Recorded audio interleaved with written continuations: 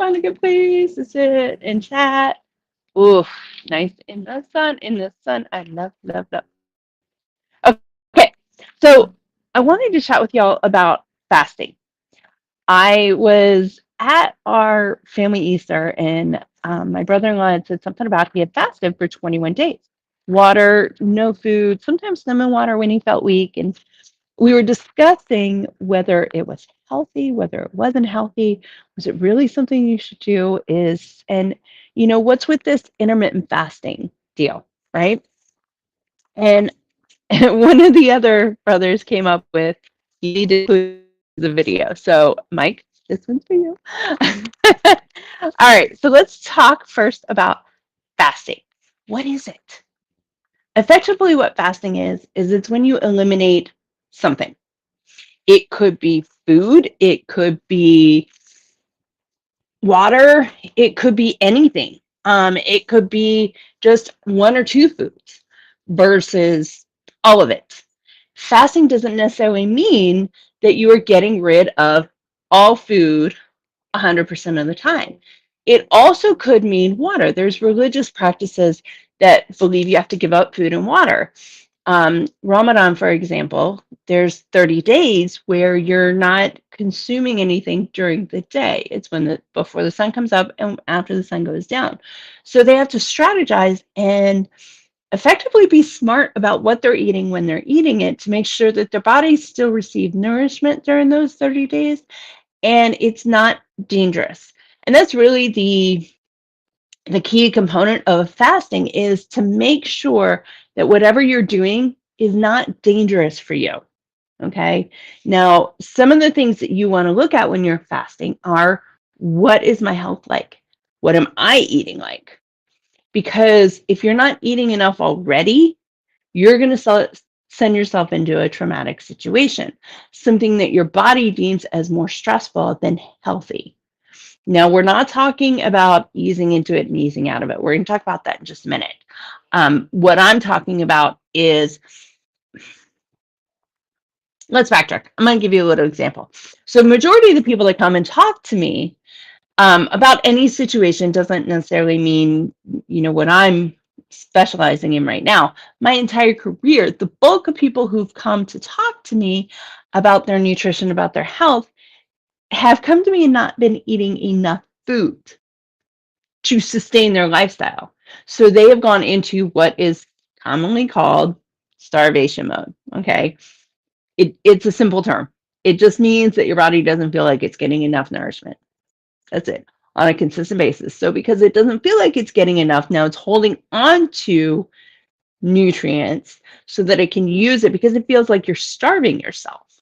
And in reality, not so much, right? You know this, but your brain doesn't see that. That's not how your brain computes things. It sees, I need X amount of calories. And for the record, calories are just an arbitrary number that someone made up to have something that we could go off of.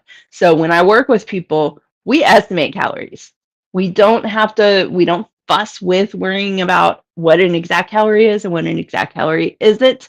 We don't fuss with whether you're eating exactly 1,500, 1,600, 1,800, 2,200, whatever the case may be. We don't work in exacts for that. It is an arbitrary number. We look at, what are you burning? What are you eating? Where are those numbers falling? And are you starving yourself, or are you actually nourishing yourself well? If you are nourishing yourself well, then going into a fast where you're removing food but not water could be very healthy. It's not something I can do.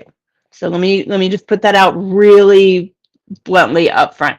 Fasting with just water is not something I can do. I have hypoglycemia. I've had it since I was in my 20s. If I go certain periods of time without nourishment, then I start to feel very weak and very shaky, headaches, the whole 9 yards. So safety for me, it's not a good idea. But one of the things that I do is I do use elimination plans, the AIP, for example, and Whole30. Those are examples of a form of fasting. You're removing something, you're restricting consumption of some sort. That's the definition of fasting. So now that we know what types there are, is it really healthy? Well, the truth is, if you do it safely, then yeah, it can actually change your life. It can turn your whole world around and make you feel so much healthier. And if you've been hitting these blocks where you feel stagnated or you feel stuck, then going into a fast and doing a fast for even just a few days can be the thing that makes a difference. It is not easy. I will tell you right now, it is not easy to do a fast. So if you are going to fast, you want to make sure you plan it out. And I get it. Who wants to plan anything? You want answers now, you want to do this today, right? Every single person that I work with, it takes us at least a week to set up their program. That includes shopping, that includes figuring out how they're currently eating, what they're eating, are they eating enough? And if not, what do we need to do to make sure they are eating enough so that they can start their healing protocol? For you, if you're looking at fasting, it would be the same exact process. The difference is instead of going into your planning and strategizing your healing protocol, you are strategizing your fast. Okay. Religious purposes, these happen yearly or they happen, seasonally. There's a pattern. You can prep for them beforehand. All right. And that's part of it.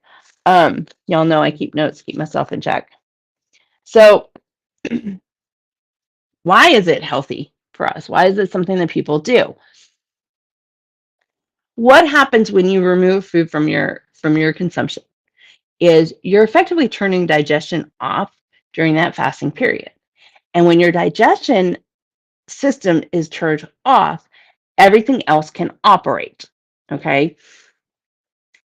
There's a lot of people who do not believe that fasting is healthy.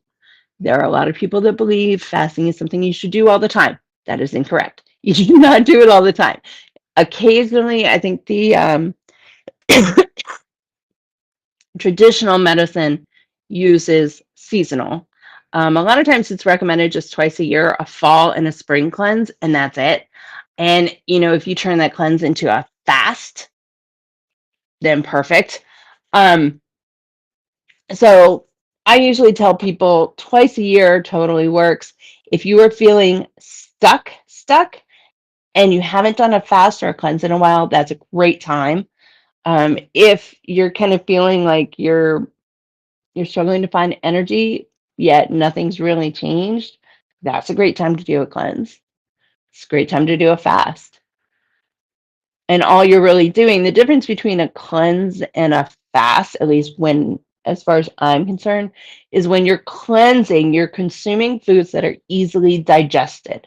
Your body does not have to work as hard to digest them. They're easily metabolized, they're easily sent throughout the body. That means a lot of plants. We do not digest animal products very easily. So before I get another comment of you need animal products to get your protein, no, you actually don't. What you need are amino acid chains that are paired together. When you're cleansing, you're consuming food that is easily digested by your body. You're still eating protein. You're still eating carbs, obviously, because plants, and you're still eating fats. You need all three. When you're fasting, you're drinking water. I almost held up my coffee for my water. Yeah, don't drink coffee during fast. That is not good. You want to send your cortisol all over the world? Don't do that. So when you're fasting, you're drinking water, but you're limiting the food that you're consuming, either specific ones or altogether. Okay, and you're basically surviving on water, herbal tisanes, and lemon water. And the reason you use lemon water and herbal tisanes is when symptoms pop up. So you're starting to feel a little weak. You start to feel like your head is pounding out of control, and you just can't handle it anymore. Um, you just feel like you need a little something. That's when you want to have lemon water or you want to have an herbal tisane. That's what those are used for during fasting. Cheers to the hubs that left a full glass of Cold brew. All right. So, what time frame? Well, here's some reality for you. We can only survive. The estimates are between 4 to 7 days is what we can survive without food and water. There are unique cases where people in hospice have survived 10 days. But general rule of thumb is 3 to 7 days. I know I said 4, but when doctors talk to you, they're going to say 3 to 7 days. Okay. Fasting, what they've found so far, and I mean, obviously, there's unique cases where people have been able to fast for much longer without food. But for the most part, it's 1 to 2 months safely. Okay. I haven't heard of anybody really that could fast for longer than 21 or 28 days. Usually, about that time, your body starts really craving food and nourishment and feels like it's wiped out all of its stores. Even if you're looking in the mirror going, well, no, you haven't because they're still here, right? Your body feels like it's gone. And to safely fast, you want to be mindful of how you feel day in and day out. Many people I've talked to strategize for a 28-day cleanse or a 28-day fast. Let me correct my terminology here. A 28-day fast, right? But they hit 14 days and now they're feeling weak every day and they feel like they can barely get out of bed in some cases. That's when you know you need to add food back in. If you start feeling weak, if you are unable to function, perform the same job you do every single day, to do some housework around the house, to get yourself clean up, out, do all the things you normally do outside of extra activity. So exercise when you're fasting, when you're cleansing, you want to decrease your activity so you minimize the amount of calories you're burning. Okay. You don't want to go overboard with this. You do not want to send your body into a stressed out traumatic state. You don't want to shock it. That would shock it. Um, when you start to feel weak, it means your body has reached the end of its stores. It's reached what it deems as the end of its stores. Okay. And that's the point where you need to add food back in. There are a few of us that should never even consider fasting. And if you're considering cleansing, it should be done strategically. It should be done in a very healthy way. If you are in one of these categories and you want to cleanse, let's chat. Let's get a blueprint mapped out so that you do it safely. My blueprint sessions, my discovery sessions are all free. We map out a healing process. We map out a journey for you. You decide later, you want to work with me, great. If you don't want to work with me, that's okay too. My goal is to help you get healthier. So that blueprint, it's yours. You take it, you do with it what you will. And at that point, if you need assistance, I'm here. There are many other nutritionists and trainers around that I can either refer you to or you may already know. I'm not here to make sure you work directly with me and nobody else. That's not how health works. Health doesn't work like that. But you do need to make sure that you are safely cleansing if you're in one of these categories, and make sure you never fast because it is not healthy for you. Okay? If you're a diabetic or like me, you're hypoglycemic, you have any sort of blood sugar regulation issues, if you have an eating disorder of any kind, overeating or undereating, okay? If you have kidney disease, acute is a little bit different than chronic, but to be on the safe side, just if you're struggling with kidney health, avoid fasting, okay? Breastfeeding, if you're underweight or you're not eating enough. Remember, I was talking earlier about how most of the people that come to me, they aren't eating enough. They aren't. And we'll come back to this in just 1 second. I wanted to also mention that if you are recovering from anything, if you're recovering from an illness, from an injury, from surgery, your body needs nourishment to fuel your immune system. It needs nourishment to fuel the healing processes within your body. So without food, it is not able to heal you, to help heal you. Okay. So effectively, what you're doing is you're helping your body heal. If you're working with doctors, you're providing your part of this healing process. They provide their part. Okay. And in conjunction, you heal, you get better, and you move on, ideally, right? All right. So let's get back to not eating enough. So here's the thing with not eating enough. If you're not eating enough, your body's already in starvation mode. If you shock it by taking all food out, now instead of cleansing your body's going to go into a shock, and it's going to shut everything down. Immune system, the whole 9 yards. Okay? That is dangerous, and in some cases can be deadly. And I know, I get it. I'm a nutritionist. I talk food. Yet we're talking like life ending. Yeah. Yeah. It's life altering. If you're lucky, it's not. So if you're already in a state where you're not eating enough, going into an elimination diet, going into a strict cleanse, going into anything that is traumatic for your body is not healthy. It will not end well. And it's not something I recommend, and the majority of the health professionals will not recommend it because it's not safe for you. And there's nothing to say that you have to fast or you have to cleanse to be healthy. Remember, your liver detoxifies and cleanses every single day. It's a matter of being smart and strategizing how you get to health and healing. All right. So now I got 5 tips for you. And I wanted to end on these because I wanted to make sure that if fasting is something you're interested in, this is the perfect time. We've talked about spring cleanses over the last month, and I think maybe a little bit longer. But anyway, now is the time. We are springtime, officially 100% springtime. As you can see, it's bright and sunny. It's going to be 80 plus here. So we'll be in summer tomorrow.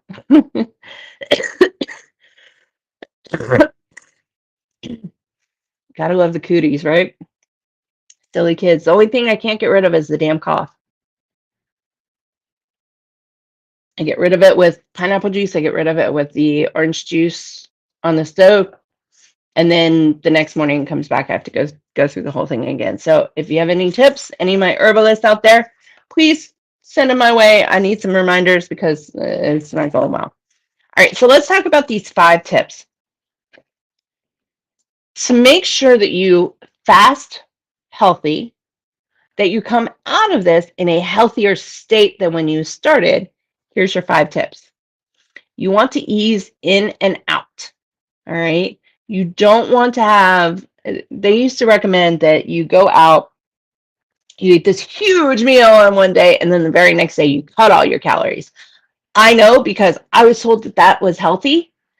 I read up on it, I researched it, I recommended it, and you guys, it is not. You want to ease into it. So for 3 to 7 days prior to when your fast begins, what you want to do is slowly decrease the number of calories you're eating. Okay? Make sure that what you're eating is top-notch, high quality, packed with protein, packed with nutrients. Just overload your body with all the good stuff. Okay? When you ease out of it, so the last day of your cleanse, the very next day, you want to add a little bit of food. Start with some broths. Start with liquid. Then go to cooked fruits and vegetables. Okay? Then after several days, then you add your grains back in. Then you add some raw fruits and vegetables. And then you add animal products. Animal products are very difficult for our bodies to digest. So you want to make sure they are the very last thing you add back in to your diet. As you go, take a journal. Write down how you feel. Write down symptoms that you're with. Sniffly nose, scratchy throat, you losing your voice, feeling a little weak, feeling like you have extra energy and you don't know where it came from. Yes, it happens. Anything along those lines, write down what you ate, because those are patterns that you can look back on when you're struggling in other seasons. So winter comes and you're feeling like you're sluggish, you can look back on this and go, oh, wait, I had these foods on this day. I felt amazing. So now you have basically a journal that is yours. It is something that tells you, it's like building your own manual. I have a Bonnie manual. You need your manual. How to basically take your model and not improve it, but maintain it and maintain it well. That's your manual. So make sure you take those. So the very first tip is to ease in and ease out. Do not go too fast. Do not shock your body in. Do not shock your body out. Okay? You don't go from no food to back to how you used to eat. You don't do that. Same situation will happen. You'll throw yourself into a shock. You'll throw yourself into something that your body deems as traumatic to its life-sustaining practices and beliefs. And yeah, it can be just as life-threatening, just as life-altering. So don't do that. Ease in, ease out. All right? Keep it easy, keep it simple. Make sure that you have eliminated all added sugar at least 2 weeks prior, just with easing in and easing out. Sugar needs to go without causing a shock or a trauma, because if you just eliminate sugar 2 weeks before, you wake up one day and you say, no more sugar, that's it, I'm done. And then 2 weeks later, you start a fast, your body is going to think that something is wrong. You can't do that. You have to gradually decrease the sugar, or make sure that you have gotten rid of the sugar at least 2 weeks prior, so that there's time for your body to adjust. You need about 7 to 14 days for your body to adjust, ideally 21. All right, that's the magic number, 21 days. If it's dairy, 23. That's the only difference. During the entire time, you want to make sure that you stay well hydrated without going overboard. Okay, there's a fine line between being hydrated and being excessively hydrated. Dehydration and excessively hydrated, they have the same ramifications. So be very mindful, track, make sure you are constantly aware of where you are as far as your hydration goes. If you're not eating food, that's the only thing you really have to pay attention to, is how you're feeling and what you're drinking. And that's it. And then number 4 is to be mindful. Remember, I was just saying that? You want to be mindful the entire time. If you're starting to feel weak, if you feel like the symptoms are a little bit too much, throw a lemon, squeeze a whole lemon into some water, 8 to 12 ounces, or have yourself an herbal tisane. Now, the difference between an herbal tea and an herbal tisane, an herbal tea actually has tea leaves, and we typically commonly call all tisanes teas, but they're not those. So herbal tisanes are made only with herbs. There are no tea leaves inside of it. There are no stimulants inside of it. It is merely a supportive beverage. Okay. And my very final tip, if you feel weak at any given point in time, stop. That is your body saying, this is our ending point. We can do no more good. This is where we need to stop, and it's time to ease out. Okay. So here are your 5 tips one last time, and then I'm going to let you go. Next week, that just totally left my head. So next week, we're going to talk about busy lives and how all of this, the cleansing and the fasting and, the eating healthy, how it can all play into creating stress. Because when you're fasting and your life is already busy, you're taking on a project. you're taking on a project. In some cases, that project is necessary. In others, it's a personal choice. So we're going to talk about all of that next week, how to strategize and how to make your next cleanse or fast as successful as possible, regardless of what's happening in your world. Okay, we're going to talk about reducing stress when you're cleansing and fasting. We are in spring. It is cleansing fasting season. So we're going to continue this trend. All right. So here are your 5 tips again. Very first, ease in and ease out. Be kind to yourself. Okay. Make sure that you are not eating added sugar at least 2 weeks prior to when you start your cleanse. You do not want to send your glucose levels and your insulin levels all over the planet. Added sugar, added sugar will do that to you. So get rid of it several weeks prior to starting your fast or your cleanse, okay? Be mindful of your hydration. Make sure you are well hydrated, not dehydrated, and not overly hydrated. Be mindful of how you feel, all right? If you feel weak, stop. If your symptoms are popping up, headache, fatigue, not weak, but fatigue. If you're feeling crampy, if you feel like you're kind of clammy or you're just not quite right, foggy brain, things like that, have a tisane, have some lemon water. All right. And very last thing, if you feel weak, stop. All right. We'll chat with you guys next week. Thank you for chatting this week. Love y'all. Bye.